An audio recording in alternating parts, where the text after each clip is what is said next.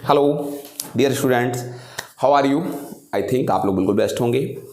And आज गर्मी बहुत थी, बारिश भी हो रही थी, इसलिए मैंने सोचा थोड़ा ढीला ढाला होकर के तो पढ़ाना ही है, घर से ही पढ़ाना है। एंड आज हम लोग पीछे कई एपिसोड से मैं देख रहा हूँ कि मैं 10th क्लास की वीडियो नहीं डाल पा रहा था, कोई ना कोई वर्क पड़ जा रहा था, लेकिन आज क्लास 10th की वीडियो पड़ेगी और हम लोग आगे बढ़ेंगे स्टडी में और रिफ्लेक्शन से आगे हम लोग चलेंगे। और अब हम लोग पढ़ेंगे रिफ्लेक्शन ऑफ लाइट, नहीं बल्कि refraction of light. Refraction of light, okay. And what is refraction of light? First of all we have to understand this in English medium classes. What is refraction of light? First, direct definition बताना मैं उतना correct नहीं समझता। मेरे हिसाब से इसके पीछे पहले कुछ कॉन्सेप्ट्स हैं और हमको उन कॉन्सेप्ट को समझना चाहिए। देन हम नेक्स्ट एपिसोड में इस बात को समझने की कोशिश करेंगे कि डेफिनेशन क्या है। पहले हम लोग समझते हैं रिफ्रैक्शन ऑफ लाइट क्या है, बिल्कुल स्टार्टिंग से। Okay, so I want to say to you something.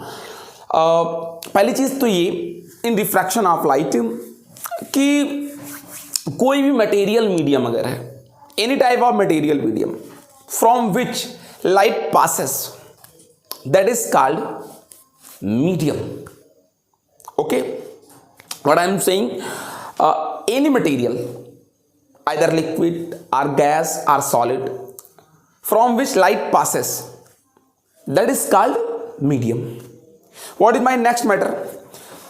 अगर कोई ऐसा मीडियम है जिससे maximum amount of light extremely pass कर सके completely, that is called transparent medium. That is called which type of medium? Transparent medium. So now let's forward it something others. हम ये जान गए जिनसे लाइट पास कर जा रही है वो मीडियम है, जिनसे कंप्लीटली पास कर जा रही है वो ट्रांसपेरेंट मीडियम है। नेक्स्ट मैटर ये है, किसी भी मीडियम में लाइट हमेशा स्ट्रेट लाइन में प्रोपागेट होती है, सीधी लाइन में मूव करती है light. Light travels in straight line in any medium, any optical medium. And furthermore I want to say to you, मैं ये जानना चाहता हूं क्या होगा, what happens if light travel from one transparent medium to another transparent medium. होगा क्या अगर लाइट एक ट्रांसपेरेंट मीडियम से दूसरे ट्रांसपेरेंट मीडियम में जाए?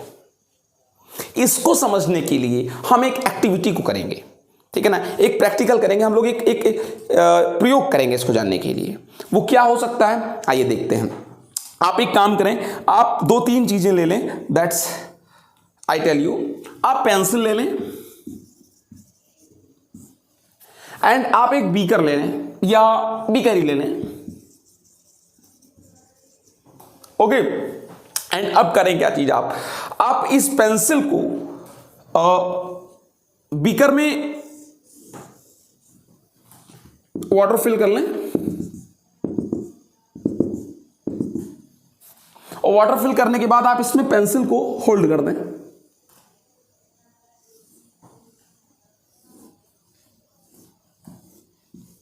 ठीक, अब मैं आपसे क्या चीज कह रखा हूं कि आप ऐसा इस पेंसिल को रखिएगा कि पार्शियली ये पेंसिल सिंक रहे वाटर में, इमर्स्ड रहे पार्शियली, थोड़ा हिस्सा इसका और थोड़ा हिस्सा इसका कहां रहे, बाहर रहे।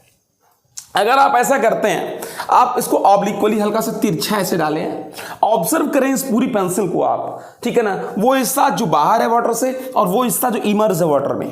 अगर आप इनको ऑब्जर्व करते हैं इस पेंसिल को, तो आप क्या देखते हैं बेटा? आप देखेंगे कि जो पार्ट पेंसिल का वाटर में इमर्स्ड है, सिंक है, डूबा हुआ है जो हिस्सा, आप देखेंगे बेटा कि उसमें एक खास बात है, ये पार्ट हल्का सा डिस्प्लेस्ड होगा।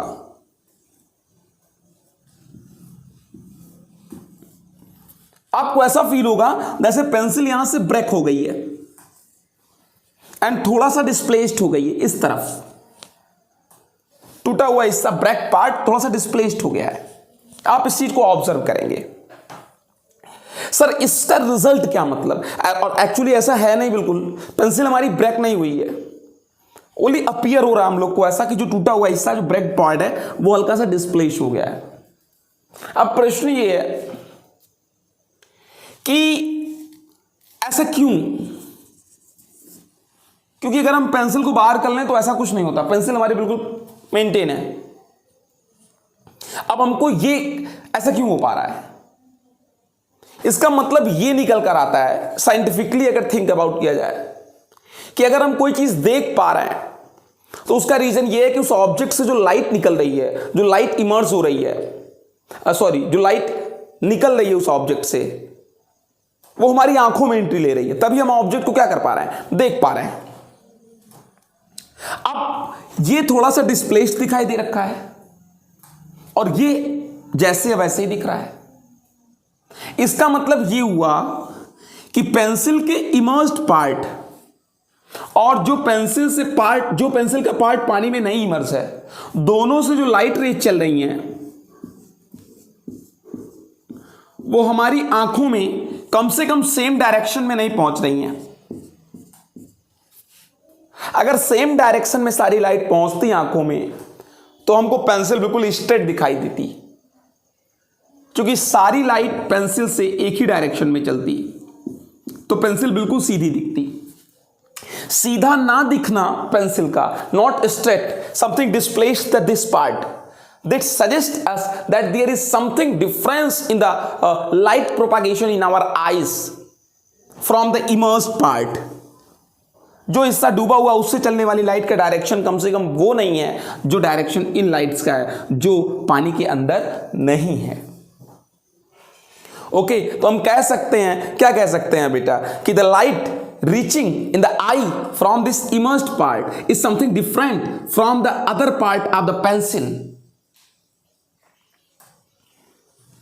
ओके, सो नाउ अब हम आपसे क्या कहें, अगर जरा इसको एक साइंटिफिक वर्ड में ले चलें, एक कंक्लूडेड वर्ड्स में ले चलें, तो हम ऐसे कह सकते हैं कि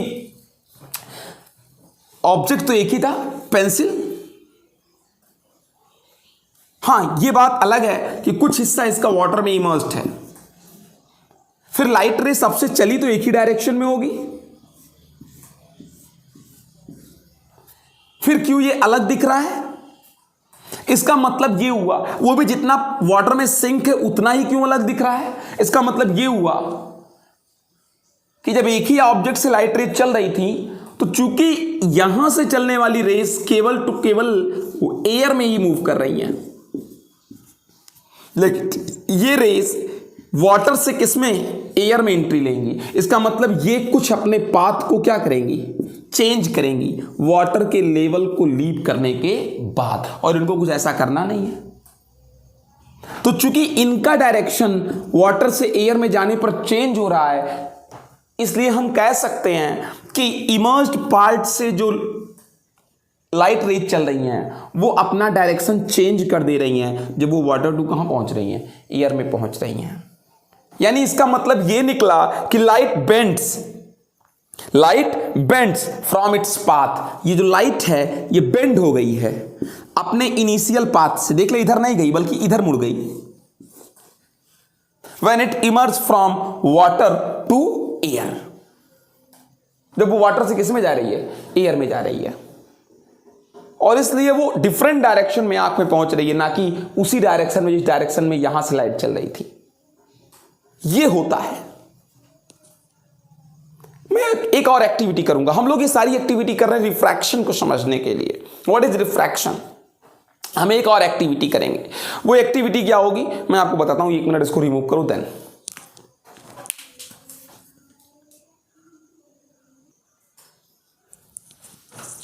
देखें नेक्स्ट एक्टिविटी क्या है, बहुत ध्यान से समझिएगा इस एक्टिविटी को। आपको इस एक्टिविटी को करने के लिए क्या करना है, आपको एक एम्प्टी चाइना मग लेना है, एम्प्टी चाइना मग,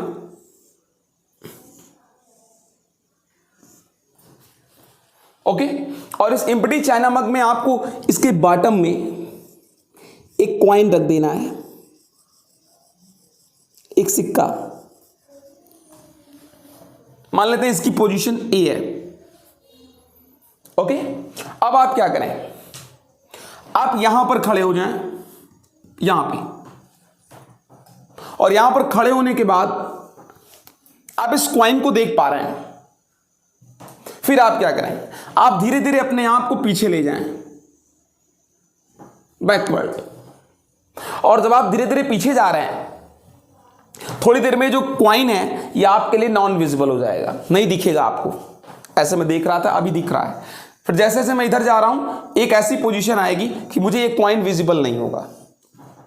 अब अगर ये कॉइन आपको विजिबल नहीं है, इसका मतलब क्या हुआ कि जो लाइन ऑफ साइट थी,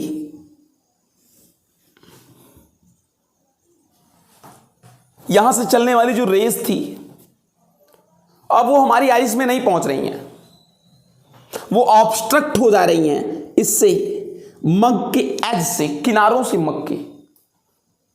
और जब लाइट रेज हमारी आइज में नहीं एंट्री कर पा रही हैं, ऑब्स्ट्रक्ट हो जा रहा लाइन ऑफ साइट। हमारी आंखें यही कहीं है, अगर मान लें यही कहीं,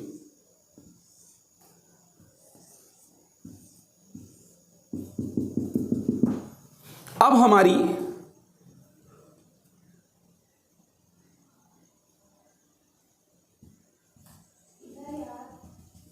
ये लाइन ऑफ साइट ऑब्स्ट्रक्ट हो गई, हम जो देख पा रहे थे अब नहीं दिख रही है। फिर क्या करें, अब आप किसी अदर पर्सन से, किसी थर्ड पर्सन से, अपने फ्रेंड से, किसी घर में किसी भी व्यक्ति से ये कह दें कि वो इस मग्गे में, इस चाइना मग में वाटर फिल करें। अब उनसे कहें कि इसमें वाटर फिल करें। कितना वाटर फिल करें? वाटर फिल करें लगभग 2/3 वाटर, इतना। बस आप इसको नहीं डिस्टर्ब करिएगा, कॉइन को अपनी जगह रहने दीजिएगा। और जब आप इसमें वाटर फिल करेंगे और वाटर फिल, आप अपनी पोजीशन पर मेंटेन रहें और देखते रहें मग को, उस कॉइन को। आपको कॉइन नहीं दिख रही है जब आप पीछे गए, कोई इससे कहिए इसमें वाटर फिल करे। और जब वो इसमें वाटर फिल करेंगे, मैं आपको एक बात बता रहा हूं कि वाटर फिल करते करते एक समय ऐसा आएगा कि आपको विजिबल होने लगेगा ये कॉइन। आप वहीं पर हैं, कॉइन भी अपनी जगह है, मग भी अपनी जगह है, केवल आपने वाटर फिल किया है और आपको ये कॉइन दिखने लगा। अब सबसे बड़ा क्वेश्चन ये है कि कैसे दिखने लगा कॉइन? इसका मतलब कुछ है इसमें। क्या है कि जो लाइट इससे चल रही थी, जो लाइट रेज इससे ट्रेवल कर रही थी वाटर में, वाटर फिल करने के बाद जब आपको दिखने लगा,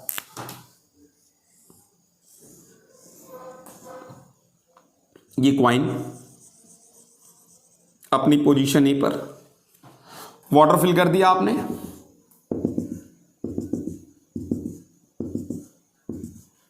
पहले आपको ये ऑब्स्ट्रक्ट कर रही थी, नहीं दिख रही थी।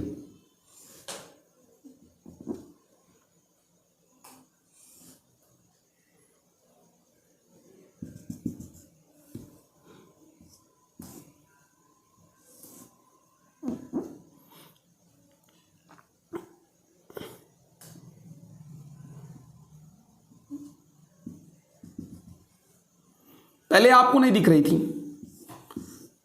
आपके लाइन ऑफ साइट में पहुंच ही नहीं रही थी, ये ऑब्स्ट्रक्ट हो जा रही थी, नहीं दिख रही थी जो लाइट रेज ट्रेवल कर रही थी। लेकिन अब क्या हुआ? अब कुछ हुआ है, मैं आपको बता रहा हूं हुआ क्या है। एक्चुअली ये जो रेज चली हैं इससे,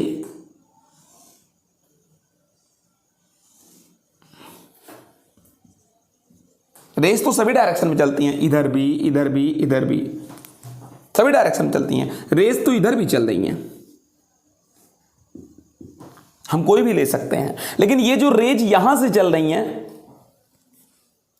अगर आपको कॉइन अब दिख रहा है, इसका मतलब ये जरूर निकल कर आया कि ये रेज जब इमर्ज हो रही हैं वाटर से, किसमें? एयर में, तो ये अपने पाथ को चेंज कर रही हैं। और जब पाथ को चेंज कर रही हैं तो इस तरीके से चेंज कर रही हैं कि वो आपकी आईज में एंट्री ले सके। सर आप कैसे जाने कि इस तरीके से चेंज कर रही हैं अपनी पाथ को कि आईज में एंट्री ले सके? अगर ऐसा ना होता तो आपको क्वाइन कभी क्या नहीं होती, दिखती नहीं। आपको कभी भी क्वाइन क्या नहीं होती, दिखती नहीं। लेकिन अब आपको क्वाइन दिख रही है, इसका मतलब कि जो लाइट यहां से निकल रही है वो आपके डायरेक्टली आईज में तो नहीं जा रही है, क्योंकि डायरेक्टली आईज में कैसे जाएगी, ऑब्स्ट्रक्ट हो जा रही थी आपकी आईज में, ये एज पर डायरेक्टली तो आईज में जा ही नहीं सकती। लेकिन जो रेज चली वो इस सरफेस पर जब वाटर टू एयर में इमर्ज हो रही हैं, बाहर निकल रही हैं, तो वो ऐसा डेविएट हो गई अपने पाथ से कि वो बेंड होने के बाद आपकी आईज में एंट्री हो रही है, ले रही हैं, तब आप उस चीज को देख पा रहे हैं। इसका मतलब ये रेस, ये जो ऑब्जेक्ट है, ये आपके लाइन ऑफ साइट में आ गया, लाइन ऑफ साइट में, दृष्टि रेखा में आ गया। सर ऐसा कैसे हो सकता है? ये रेस तो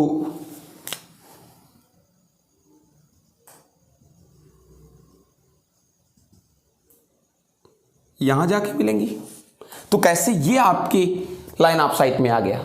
ये रेस तो यहां जाके मिल रही है। कोई बात नहीं, ये नहीं आएगा, कम से कम इसकी इमेज आएगी ऑब्जेक्ट की। आप ऑब्जेक्ट के इमेज की पोजीशन को देख पा रहे हो, ऑब्जेक्ट नहीं देख पा रहे हो, लेकिन देख पा रहे हो, क्योंकि सिक्का तो, कॉइन तो ऊपर नहीं आया ना, कॉइन तो अपनी पोजीशन पर है। तो देखा क्या आपने? कॉइन की इमेज को देखा। जो कॉइन पहले इस पोजीशन पर था, अब इस पोजीशन पर है, बी पोजीशन पर है, और एक्चुअल में वो कॉइन की इमेज की पोजीशन है। कॉइन आपको अपीयर हो रही है थोड़ा रेज्ड, उठी हुई एट एच हाइट। ऐसा कैसे हो पाया? क्योंकि पॉसिबल नहीं है। ऐसा हुआ कैसे? ऐसा क्योंकि कॉइन तो ऊपर गया नहीं। ऐसा तभी हो सकता है कि जो रेस कॉइन से चली हैं वो बेंड हो गई हूं जब वो वाटर से किस में जा रही थी, एयर में जा रही थी, और ऐसा बेंड हुई कि आपकी आईज में एंट्री ले पा रही हूं। जब आपने उनके पाथ को ट्रेस किया तो वो एक दूसरे को जाकर मीट कर गई। जिस भी पॉइंट पर मीट की वो इमेज पोजीशन है ऑब्जेक्ट की, तो वही आप सीन कर पा रहे हो। और यहां नहीं सीन कर पा रहे थे, क्यों? क्योंकि यहां जो लाइट अगर चलती भी ऐसे लाइट रेस, तो वो एयर से चल रही हैं और जा भी किसमें रही हैं, एयर में। तो क्या कभी ये बेंड होगी? कभी नहीं बेंड होगी। और कभी नहीं बेंड होगी तो कि जबरदस्ती आपकी आईज में थोड़ी ना ऐसे मुड़ जाएंगी, ये चुपचाप सीधे ऐसे क्या हो जाएंगी, गो ऑन, चली जाएंगी, आपको नहीं दिखेगी ऑब्जेक्ट। लेकिन यहां दिख पा रही है, क्योंकि यहां पर उसको वाटर टू एयर जाना पड़ रहा है, बेंड होना पड़ रहा है, आपके आईज में एंट्री लेना पड़ रहा है। इसका मतलब ये निकला कि यहां पर सिर्फ एयर टू एयर था तो लाइट नहीं बेंड हुई, तब आपको आंख में एंट्री नहीं मिला इन लाइट्स का, तब आप ऑब्जेक्ट को नहीं देख पाए, कॉइन को नहीं देख पाए। लेकिन आप यहां कॉइन को देख पा रहे हो, उसका मतलब ये है कि वाटर टू एयर जाने में ये लाइट रेज जो है वो सरफेस पर बेंड हो गई, और जब बेंड हो गई है तो वो ऐसी मुड़ी कि आपकी आईज में एंट्री ले पा रही हैं। जब वो आपकी आईज में एंट्री ले पा रही हैं तो जब आपने उनको पाथ को ट्रेस किया तो जहां जाकर एक दूसरे को इंटरसेक्ट कर रही है, वहां इमेज फॉर्म कर रही है ए का, तब आप उन्हें देख पा रहे हो। यानी इमेज को देख रहा हूं। कैसे इमेज को आपने देख लिया? इसका मतलब लाइट रेज एक दूसरे को कहीं ना कहीं अपीयर्स टू मीट, मिलती हुई दिख रही हैं। कैसे मिलती हुई दिखी? इसका मतलब इन्होंने अपने पाथ को क्या किया? अगर ये भी चुपचाप ऐसे निकल गई होती तो क्या कभी ये पीछे बढ़ाने पर नीचे ही मिलती? आपकी आईज में तो जाती ना।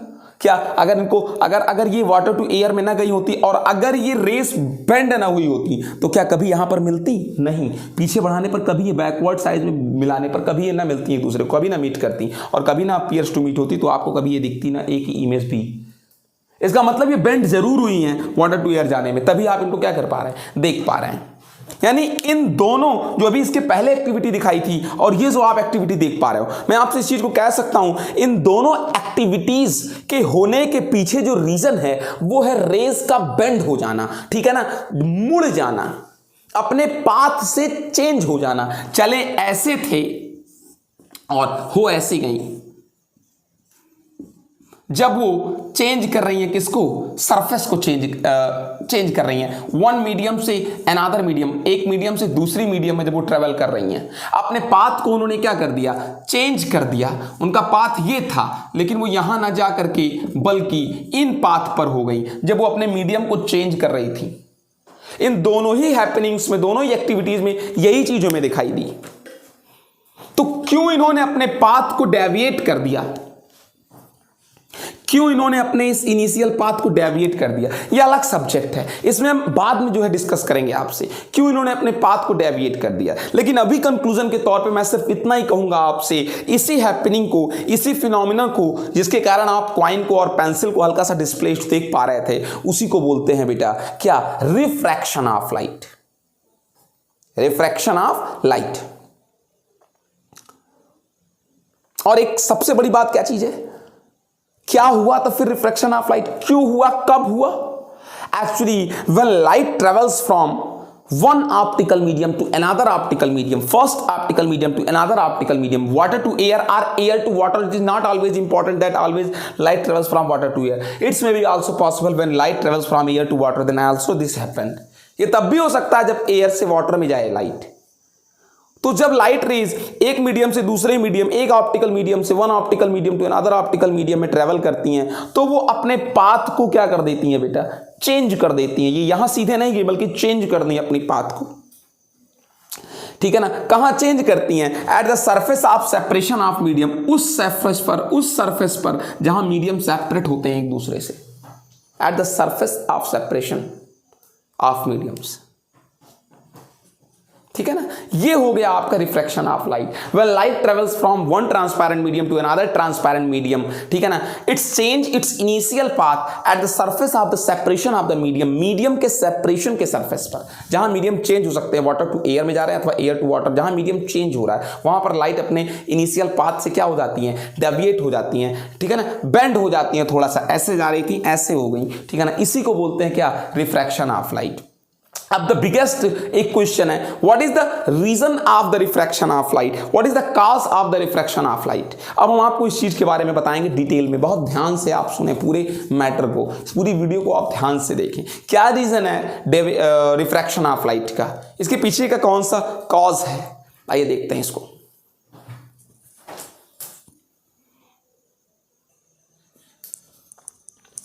अब हम लोग क्या देखते हैं, हम लोग देखेंगे What is the cause of refraction of light?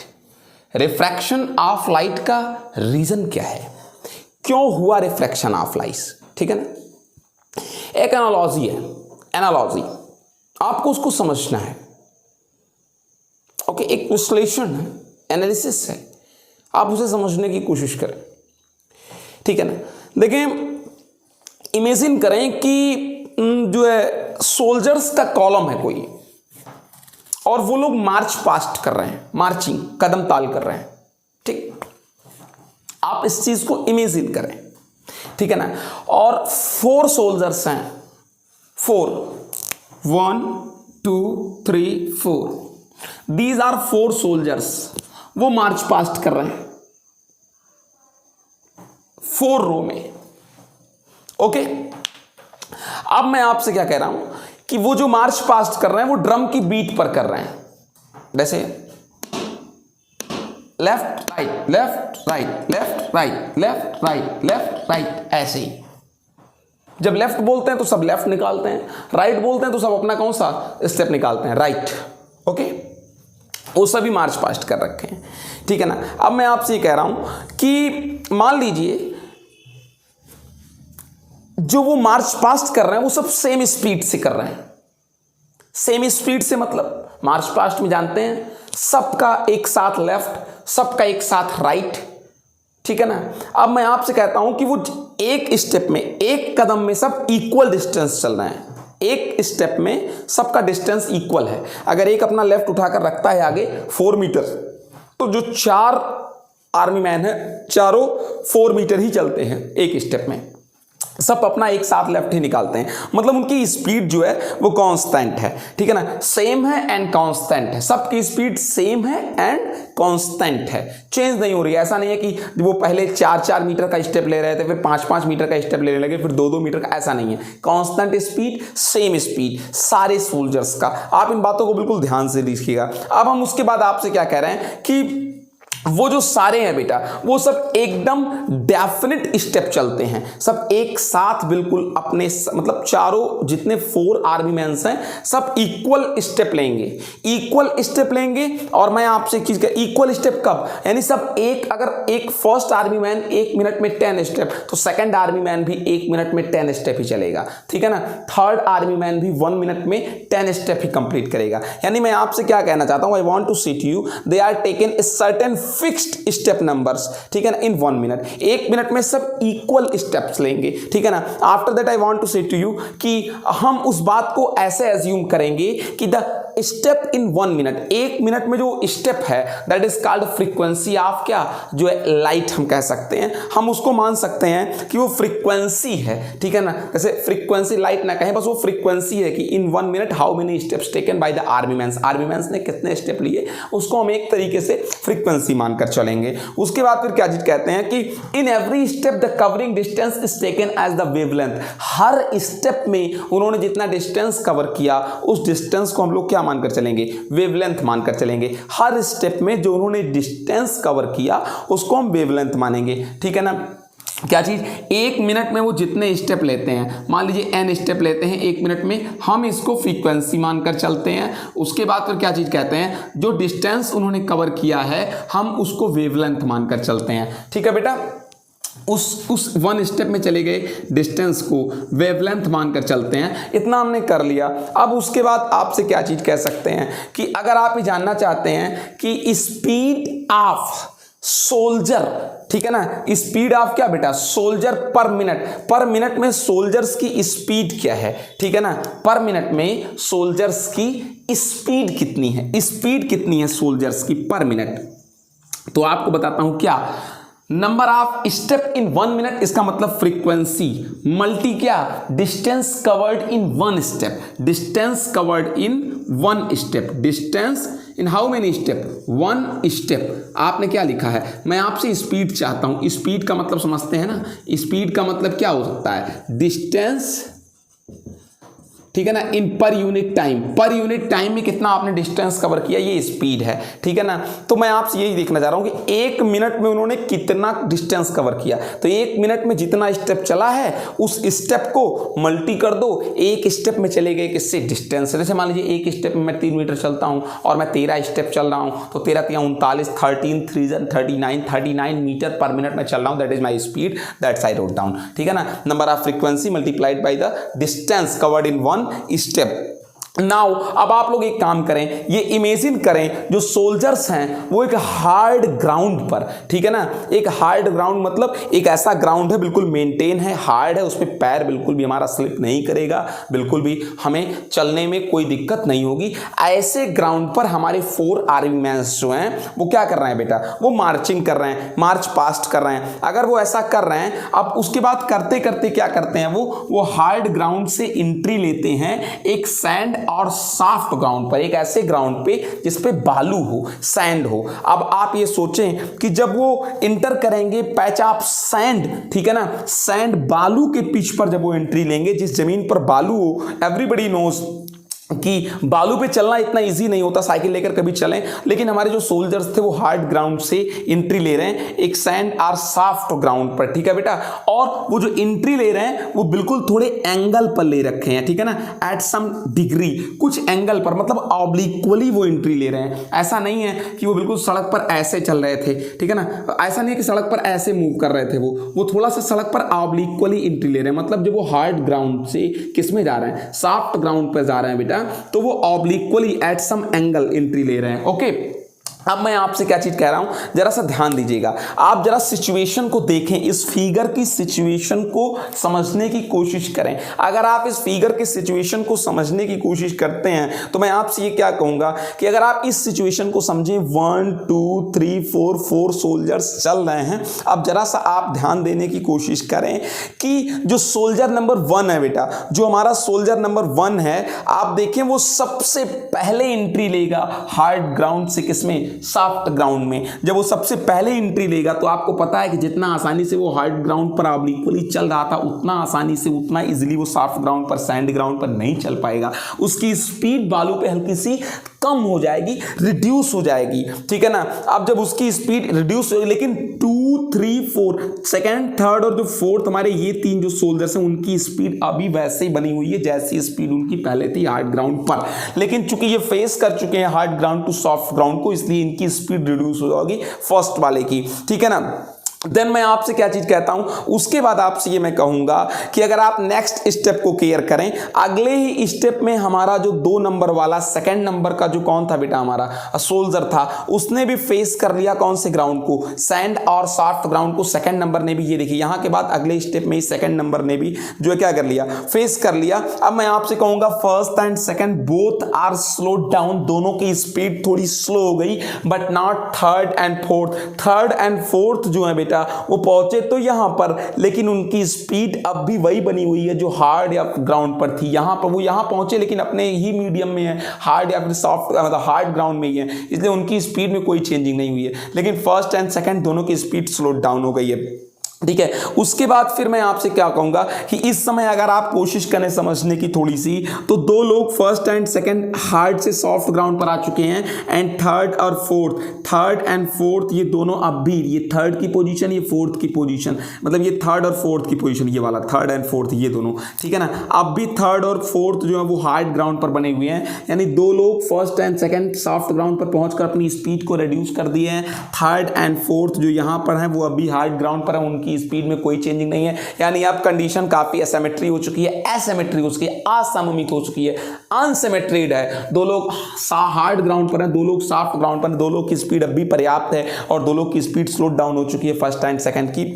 अब मैं आपसे क्या चीज कहूंगा कि आप जरा ध्यान दें, कोशिश करें समझने की कि जो आपके soldier number first and second हैं, soldier number first and second हैं, जब ये दोनों बड़ी स्पीड से सन से आ रहे थे, यहाँ पे बहुत स्पीड से वेरी फास्टली यहाँ आ रहे थे, लेकिन जब उनकी स्पीड इस सरफेस से इस सरफेस पर जाने पर, हार्ड ग्राउंड से सॉफ्ट ग्राउंड पर जाने पर उनकी स्पीड यहाँ पर स्लो डाउन हो गई, तो इनका पाथ डेविएट हो गया। यानी ये बिल्कुल फटाक से ऐसे नहीं निकल पाए, बल्कि यहाँ पर थोड़ा सा ब्रेक लगा और ये ऐसे आ गए। मतलब इनको एक्चुअली जाना तो इस तरफ था, आप बहुत ध्यान से मुझे देखिएगा, मैं आपकी तरफ तो नहीं देख रहा हूं, इनको बड़ी तेजी से ऐसे यहां निकल जाना चाहिए था, लेकिन यहां आने के बाद जब इनकी स्पीड कम हो गई तो ये थोड़ा ऐसे हो गए। मतलब लास्ट टाइम आपको दिखा रहा हूं, ऐसे ऐसे ऐसे ऐसे ऐसे आ रहे थे और स्पीड कम होने के कारण ये थोड़ा ऐसे हो गए। वैसे मैं बहुत तेजी से आ रहा हूं, मेरी स्पीड कम हो गई तो मैं ऐसे धड़ाक से नीचे, सोचिए कोई चीज जैसे तिरछी आ रही है, ऐसे ऐसे आ रही है, स्पीड कम हो गई तो वहीं गिर जाती है सीधे।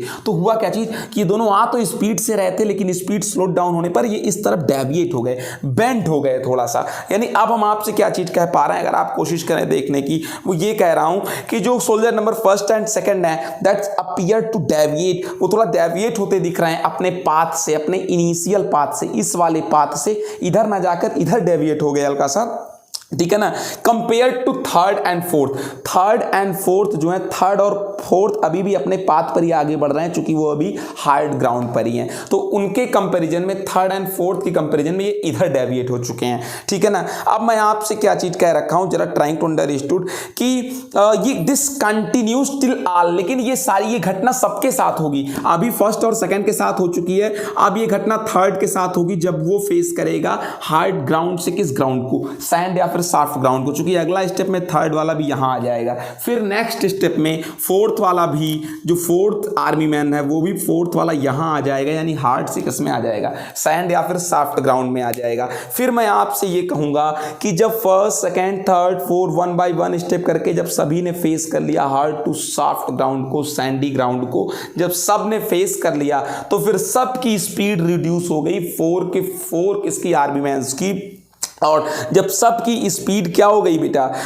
मैंने आपसे कहा ना कि ये जो हैपनिंग हो रही है, this continues till all the soldiers, ये सबके साथ होगी जब वे इंटर करेंगे हार्ड ग्राउंड से किस पर बेटा, सॉफ्ट ग्राउंड में जब वो इंटर करेंगे, ठीक है ना। एट दिस मोमेंट, और इस समय मैं कहूंगा जब सारे के सारे लोग एंट्री ले चुके, सारे के सारे लोग, अब आप ध्यान दे दें एक बार मेरी बात को, सबसे पहले फर्स्ट ने लिया, उसकी स्पीड कम हुई, अभी सेकंड की स्पीड कम नहीं हुई थी, उसके बाद देखिए फर्स्ट वाला यहां आ गया और सेकंड वाला भी फिर अगले स्टेप में यहां आ गया, अब दोनों की स्पीड कम हो गई, ठीक है ना, लेकिन अब भी थर्ड और फोर्थ अपनी मेंटेन स्पीड पर रहने थे, लेकिन अगले स्टेप में फर्स्ट सेकंड थर्ड तीनों आप जो है आ गए सॉफ्ट ग्राउंड में, सैंडी ग्राउंड में, तीनों की स्पीड कम हो गई, लेकिन अभी फोर्थ की स्पीड नहीं कम हुई थी, लेकिन अगले स्टेप में फर्स्ट सेकंड थर्ड फोर्थ, आप देख लें बहुत ध्यान से, ये बहुत इंपॉर्टेंट लाइन है बेटा, first second third and fourth, ये वाला बहुत इंपॉर्टेंट है, बहुत ज्यादा, इस पर चारों लोग फेस कर चुके हैं किस ग्राउंड को, सैंडी या फिर सॉफ्ट ग्राउंड को, और इस पर चारों लोग की स्पीड रिड्यूस हो चुकी है। अब आप देख लें, अब ये first second third and fourth all the soldiers same continuous senti, मतलब सब तीनों एक ही पोजीशन पर आ गए और सबकी स्पीड कम हो चुकी है, और अब सब के सब सेम स्पीड से एक ही डायरेक्शन में क्या कर रहे हैं, मूव करने लगे। फिर जैसा पहले थे वैसा ही अब भी हो गए, लेकिन अब स्पीड थोड़ी क्या हो गई, कम हो गई,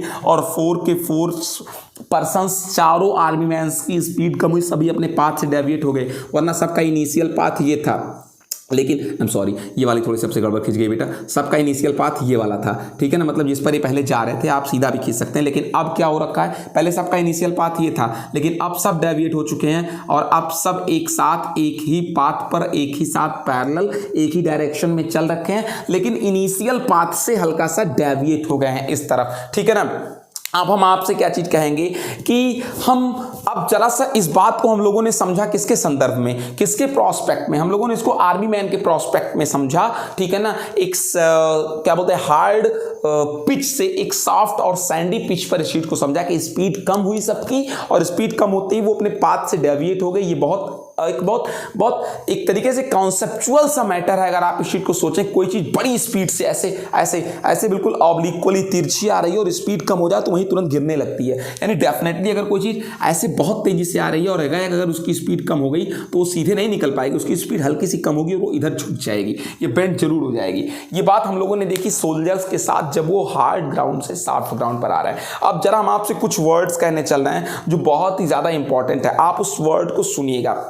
उन वर्ड्स में बड़ी बात क्या चीज है, आप अच्छे से जानते हैं कि lights have dual nature, light के पास डुअल नेचर है, मैं ऑलरेडी आपको बता चुका हूं। Dual nature means have also the particle nature and also the wave nature, उनके पास पार्टिकल नेचर भी है और वेव नेचर भी है। सर ये बहुत अच्छी बात है, तो इसका मतलब अगर पार्टिकल और वेव दोनों नेचर है तो जरा सा मैं वेव नेचर को अलग रखता हूं, केवल पार्टिकल नेचर में बात करता हूं, तो आपसे मैं कह सकता हूं कि लाइट पार्टिकल्स के साथ साथ वेव भी है। जी हाँ, बिल्कुल करेक्ट बात है। अगर आप इस चीज को मानते हैं क्या कि जो लाइट एनर्जी है अगर वो क्या करती है, स्ट्राइक करती है एक ऑप्टिकल मीडियम से दूसरे ऑप्टिकल मीडियम में प्रोपागेट करते समय उनके सरफेस पर, नहीं समझे क्या चीज मैं आपको समझाना चाह रहा हूं, मैं आपको समझाना ये चाह रहा हूं कि ये एक ऑप्टिकल मीडियम है, आप समझें, ये भी एक ऑप्टिकल क्या है, मीडियम है, दोनों ऑप्टिकल मीडियम है, और लाइट रे जो है स्ट्राइक कर रही है किसी एक ऑप्टिकल मीडियम पर, वो भी ऑब्लिक्वली कुछ एंगल बनाती हुई लाइट रे स्ट्राइक कर रही है, ठीक है ना।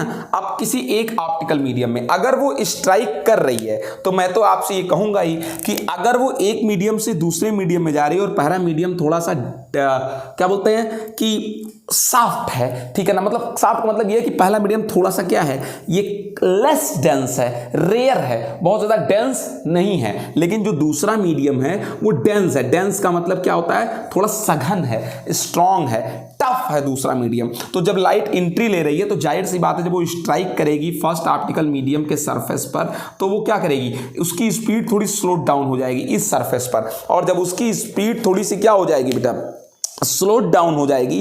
देखिए सर लाइट की स्पीड क्यों स्लो डाउन हो गई, क्योंकि लाइट भी तो पार्टिकल है, पार्टिकल मतलब कोई कण है, पार्टिकल है, तो उसका भी स्पीड कम हो जाएगा। देखिए सोल्जर्स की स्पीड कम हो गई थी, और जब उनकी स्पीड क्या हो गई बेटा, कम हो गई, तो मैं आपसे ये कहूंगा कि ये तो मान लीजिए ये पहले वाले की हुई, सेकंड वाला आया लाइट रे तो उसकी स्पीड बाद में, जैसे जस्ट लाइक यहाँ सेकंड वाले की बाद में, थर्ड वाला आया उसकी स्पीड फिर बाद में, ठीक है ना, फोर्थ वाला आया तो उसकी स्पीड सबसे बाद में जो है, चूंकि सबने 1 by 1 करके फेस किया, रेयर मीडियम से डेंस मीडियम को, थोड़ा इजी मीडियम से थोड़ा टफ मीडियम को, तो सबकी स्पीड, ये जो फोटॉन्स है, जो लाइट के पार्टिकल्स को फोटॉन जिनको कहते हैं, इन सब की स्पीड 1 by 1 क्या हो गई बेटा, कम हो गई। और अगर सबकी स्पीड 1 by 1 कम हो गई तो ये भी क्लियर है कि जस्ट लाइक सोल्जर्स, ये अपने पाथ को क्या कर देंगी बेटा, चेंज कर देंगी। और जब ये अपने पाथ को क्या कर दे रही हैं, चेंज कर दे रही हैं, अब आप ट्राइंग टू कोशिश करें, क्या करें, आप इसको समझने की कोशिश करें। तो ये है कि इन्होंने अपने पाथ को चेंज कर दिया। तो जब इन्होंने पाथ को चेंज किया बेटा, तो मैं आपसे अब भी एक चीज कहूंगा कि जी हाँ, पाथ को तो चेंज कर दिया, लेकिन इनकी फ्रीक्वेंसी नहीं चेंज हुई। फ्रीक्वेंसी ना चेंज होने का मतलब सोल्जर्स अगर 1 मिनट में 10 स्टेप ले रहे थे तो अब भी 1 मिनट में 10 स्टेप लेंगे, लेकिन ये सच है कि हर स्टेप में उनका जो डिस्टेंस था, पहले 4 मीटर था, अब 4 मीटर ना रहकर 3 ही मीटर हो गया, ठीक है ना, 3 मीटर्स ही हो गए। क्यों? क्योंकि अब वो उतना तेज पैर को आगे नहीं बढ़ा पा रहे हैं, क्योंकि बालू में पैर जल्दी आगे नहीं बढ़ता। सेम इसी तरीके से मैं आपसे क्या कहूंगा, क्या कि स्टेप्स तो अब भी उतने ही होंगे, फ्रीक्वेंसी में कोई चेंज नहीं होगी, लेकिन जो पर स्टेप डिस्टेंस कवर होता था, जिनको हम वेवलेंथ कहा करते थे, वो डिक्रीज कर गई, ठीक है ना। आप इसको समझने की कोशिश कीजिएगा, ठीक है ना। अब हम आपसे ये कहेंगे कि जस्ट लाइक द सोल्जर्स, ठीक है ना, just like the soldiers, these raise cover the less distance, वो थोड़ा कम डिस्टेंस क्या करेंगी बेटा, कवर करेंगी एवरी स्टेप में, ठीक है ना। लेकिन क्यों, जैसे सोल्जर्स जब हार्ड ग्राउंड से सैंडी ग्राउंड पर वॉक कर रहे थे, वैसे ही जब एक रेयर मीडियम से डेंस मीडियम से सघन माध्यम में टफ मीडियम में लाइट रे एंट्री करती है, तो जो फोटॉन्स होते हैं उनकी फ्रीक्वेंसी तो वही रहती है, स्टेप तो वो अब भी 10 ही लेंगी, लेकिन पर स्टेप उनके द्वारा कवर्ड डिस्टेंस थोड़ी सी कम हो जाएगी, ठीक है ना। तो हम एक तरीके से कंक्लूजन क्या निकालते हैं कि लाइट जो होती है, हम इस तरीके से क्या कंक्लूजन निकालेंगे, कंक्लूजन ये निकालेंगे कि जो लाइट है बेटा, वो सभी मीडियम से, एवरी मीडियम में, मतलब in every medium does not travel in same direction. ऐसा नहीं है कि लाइट वाटर टू एयर में जाए, एयर टू वाटर में जाए, देन ग्लास में एंट्री ले, ग्लास से वो किसी लिक्विड अदर में एंट्री ले। तो ऐसा नहीं है कि जब लाइट रेज एयर से वाटर में गई, वाटर से ग्लास में गई, ग्लास से किसी अदर लिक्विड में गई, अदर लिक्विड से किसी ऑयल में गई, तो ऐसा नहीं है कि सब में उसका डायरेक्शन क्या रहेगा, सेम रहेगा, क्योंकि जब वो मीडियम चेंज कर रही है, मैं देख रहा हूं, तो जस्ट लाइक सोल्जर वो अपने पाथ को डेविएट कर रही है, ठीक है ना। इसका मतलब ये निकल कर आया कि जब when light travels from one medium to another medium obliquely, सबसे बड़ा क्वेश्चन ये है कि one medium से another medium में जाए, लेकिन obliquely तिरछी जाए थोड़ी सी बेटा, ठीक है ना, ऑब्लिक्वली जाए, तो direction of propagation of light is not same नहीं रहेगा, ऐसा नहीं है, कुछ तो चेंज होकर रहेगा, ठीक है ना। तो वो जरूर चेंज करेगा, ठीक है ना, जब वो फर्स्ट मीडियम से किसमें एंट्री लेगा, सेकंड मीडियम में। ये देख लीजिए मैंने चेंज करा दिया, लेकिन अगर लाइट रेज ऑब्लिक्वली आती है तो, ऑब्लिक्वली मतलब थोड़ा तिरछा आती है तो, ठीक है ना। और इसी फिनोमिनन को हम बोलते हैं refraction of light, when light rays travels from one optical medium to another optical medium, ठीक है ना, one optical medium to another optical medium obliquely, जब थोड़ा तिरछा आती है तो क्या कहते हैं, change its path of propagation, ये प्रोपागेशन की पाथ को चेंज कर देती हैं, this is called refraction of light, ठीक है ना। And where it will be possible, ये रिफ्रैक्शन होता कहाँ है, eight the surface of the separation of the mediums, ये मीडियम के सेपरेशन के सरफेस पर होता है। ये जो हैपनिंग है ये कहाँ होती है, ये तब होती है जब मीडियम चेंज होते हैं, मतलब एक मीडियम टू दूसरे मीडियम में एंट्री लेती है, सेपरेशन सरफेस पर जो है ऐसा होता है, ठीक है ना। अब सबसे बड़ी क्वेश्चन ये है, सबसे बिगेस्ट क्वेश्चन ये है, what is the reason to change the direction और deviate the light rays from its initial part to the another part. क्या रीजन है कि जब लाइट एक मीडियम से सेकंड मीडियम में, अनदर मीडियम में एंट्री लेती है तो अपने पाथ को चेंज कर देती है। Actually the main reason to change its path, जब लाइट रे आ रही थी तो अपने पाथ पर न जाकर थोड़ा डेविएट हो गई, इसका सबसे बड़ा रीजन है कि जब वो एक मीडियम से दूसरे मीडियम के सरफेस पर होती है तो उसकी स्पीड स्लो डाउन हो जाती है, चेंज हो जाती है, डिस्टर्ब होती है उसकी स्पीड। स्पीड डिस्टर्ब होने के कारण उसके पाथ में चेंजिंग हो जाती है, ठीक है ना बेटा। तो अब हम आपसे ये चीज कह सकते हैं कि स्पीड का चेंज होना ही इस रिफ्रैक्शन का सबसे बिगेस्ट रीजन है। उसके बाद मैं आपसे ये भी कहूंगा कि डिफरेंट मीडियम्स में लाइट की स्पीड भी क्या होती है, डिफरेंट होती है। और लाइट आपको बता दूं, द फास्टर, सबसे तेज लाइट चलती है वैक्यूम में, वैक्यूम के बाद एयर में, और सबसे स्लो डाउन जो चलती है, जितना मीडियम डेंस होगा, टफ होगा, वैसे आप ग्लास को कह सकते हैं, इसमें बहुत स्पीड कम होती है, ठीक है ना। और मैं आपको बता देता हूं कि जितना ज़्यादा स्पीड में डिफरेंस होगा, जब light rays one medium to another medium entry लेती है, जब लाइट एक मीडियम से किसी दूसरे मीडियम में एंट्री लेती है, तो जितना ज़्यादा उसकी स्पीड में क्या होगा, डिफरेंस होगा एक मीडियम से दूसरे मीडियम में, जितना ज़्यादा अंतर होगा first medium and second medium में लाइट रे की स्पीड में, उतना ज़्यादा वो रिफ्रैक्शन शो करेगा, उतना ही ज़्यादा अपने पाथ में डेविएशन शो करेगा। ठीक है ना। अगर इस मीडियम में वेलोसिटी और इस मीडियम में वेलोसिटी में ज़्यादा डिफरेंस है, तो ये जो डेविएशन आप देख पा रहे हो, ये वाला यहां से भाग के यहां चले आना। ठीक है ना। और ऐसा भी हो सकता है कि यहां आ रहा था और इधर चला जाए, यहां से इधर चला आए, ऐसा भी हो सकता है। ठीक है ना। तो जितना ज्यादा स्पीड में डिफरेंस होगा, इस मीडियम में v1, इस मीडियम में v2, ये v1 और v2 में जितना ज्यादा डिफरेंस होगा, उतना ही ज्यादा ये डेविएशन पाया जाएगा, बहुत ज्यादा ये डेविएशन पाया जाएगा। ठीक है ना। अब उसके बाद मैं आपसे ही कह रहा हूं कि एक बहुत सिंपल सी बात, मतलब लाइट उतना ज़्यादा बेंट हो जाएगी, चाहे इनिशियल पाथ से इधर और चाहे इनिशियल पाथ से इधर, चाहे इनिशियल पाथ, जितना ज़्यादा डिफरेंस होगा स्पीड में। ठीक है ना। उसके बाद मैं आपसे ये भी कहना चाहूँगा क्या कि जैसे आप कहें कि जब सोल्जर एंट्री ले रहे थे हार्ड मीडियम से सैंडी मीडियम में, जब एंट्री ले रहे थे बेटा, मैं आपको बता देता हूं कि अगर वो राइट एंगल पर एंट्री लेते, मतलब बिल्कुल ऐसे, अगर ये होता बेटा, आप बहुत ध्यान से, बहुत इंपॉर्टेंट बात आपको बता रहा हूं, अगर मान लीजिए जो सोल्जर्स हैं, एक मिनट जरा, ये अगर सोल्जर्स बिल्कुल ऐसे आ रहे होते, ऐसे का मतलब कि जब वो हार्ड मीडियम से एक सैंडी मीडियम में एंट्री लेते, आप ये समझे, अगर बिल्कुल 90 डिग्री पर लेते, मतलब अगर सेपरेशन के सरफेस पर, या फिर जो सरफेस आप जो सेपरेशन था, अगर बिल्कुल 90 डिग्री पर लेते, तो ये क्लियर था कि जब वो एंट्री लेते तो उनकी स्पीड तो डाउन होती, डेफिनेटली स्पीड जरूर डाउन हो जाती उनकी एंट्री लेते समय, लेकिन जैसे अगर सीधे बिल्कुल परपेंडिकुलर आ रहे होते तो स्पीड जरूर डाउन हो जाती। क्यों? चूंकि उनका जो है ये जो वेवलेंथ है वो डाउन हो जाता, लेकिन उनके डायरेक्शन में कोई चेंज ना होती, फ्रीक्वेंसी में कोई चेंज नहीं होती, से वो अपने उसी पाथ पर मूव करते, यहां कोई इधर और इधर डेविएट होने के चांस नहीं थे। बिल्कुल वैसे ही जब लाइट रे एक ट्रांसपेरेंट मीडियम से दूसरे ट्रांसपेरेंट मीडियम में परपेंडिकुलर क्या करती हैं, एंट्री लेती हैं, तो भी उनके पाथ में कोई डेविएशन नहीं होता, और उनके पाथ में अगर डेविएशन नहीं होता तो क्या कहते हैं कि उनकी क्या, लेकिन स्पीड डाउन हो जाती है। ठीक है ना। भले पाथ में डेविएशन ना हो, ठीक है, फ्रीक्वेंसी भी नहीं चेंज होती, लेकिन स्पीड क्या हो जाती है, डाउन हो जाती है। अब मैं आपसे ये चीज कहूंगा कि जितने 90 डिग्री पर आया था रेज, वैसी ही चली जाती है। ठीक है ना। अब उसके बाद यहां पर एक बात, दो बातें, आपको तीन बातें जरूर बताना चाहूंगा, क्या कि रिफ्रैक्शन केवल तब होगा कब, अगर पाथ नहीं चेंज हुआ, तो इसका मतलब पाथ चेंज होने को ही हम क्या कहते हैं, रिफ्रैक्शन कहते हैं। पाथ यहां हुआ नहीं चेंज, तो रिफ्रैक्शन आप इसको प्योर ना कहें, रिफ्रैक्शन ये नहीं है। ठीक है ना। इसका मतलब पाथ तभी चेंज होगा जब लाइट रे वन मीडियम से अनदर मीडियम में जो है ट्रेवल करते समय ऑब्लिक्वली हो, मतलब कुछ एंगल पर आए। ठीक है ना। ऑब्लिक्वली आए, तिरछी आए, थोड़ी सी ऐसी। ठीक है ना। तभी ऐसा हो सकता है कि रिफ्रैक्शन हो। ठीक है ना। और एक चीज क्या कहते थे, अगर 90 डिग्री पर आई लाइट रेज बिल्कुल परपेंडिकुलर टू द सरफेस, तो कोई डेविएशन नहीं होगा, कोई रिफ्लेक्शन नहीं होगा, केवल स्पीड कम हो जाएगी और light rays one medium to another medium चली जाएगी। ठीक है ना। उसके बाद सबसे बड़ी बात क्या कहते हैं कि रिफ्रैक्शन ऑफ लाइट के ड्यूरेशन में फ्रीक्वेंसी नहीं चेंज होती, यद्यपि स्पीड एंड वेवलेंथ लाइट की क्या हो जाती है, चेंज हो जाती है। ये टोटल बात हो गई। ठीक है ना। अब आप इस चीज को समझ सके होंगे, व्हाट इज द रिफ्रैक्शन, कम से कम आप रिफ्रैक्शन को जरूर समझ सके होंगे कि रिफ्रैक्शन कहते किसे हैं। ठीक है ना।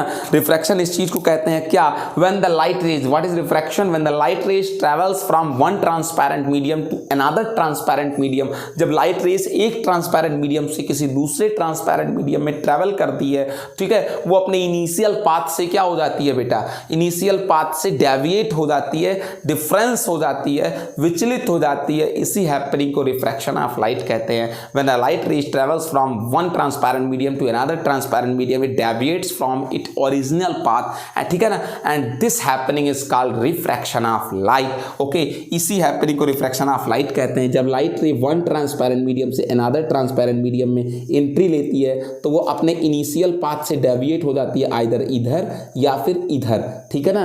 और ये जो डेविएशन है इनिशियल पाथ पर ना जा करके, बल्कि जब एक मीडियम से दूसरे मीडियम में एंट्री ले तो चाहे इधर डेविएट हो जाए चाहे इधर, इसी हैपनिंग को रिफ्रैक्शन ऑफ क्या कहते हैं, लाइट। ओके बेटा, एक बार आप इसको जरा फिर से और देख लें। मैं एक बार फिर से आपसे कह दे रहा हूं, what is the refraction of light? This is the first medium, it is the second medium when the light rays entrance when the light ray enter from one transparent medium to another transparent medium, it deviate from it initial path, it is it initial path, but light ray यहाँ पर नहीं जा रही है बल्कि चाहे इधर या फिर इधर आ जाती है, ठीक है ना, डेविएट हो जाती है। This is called refraction of light. Okay, now let's meet in next video with next topic. Good bye, take care.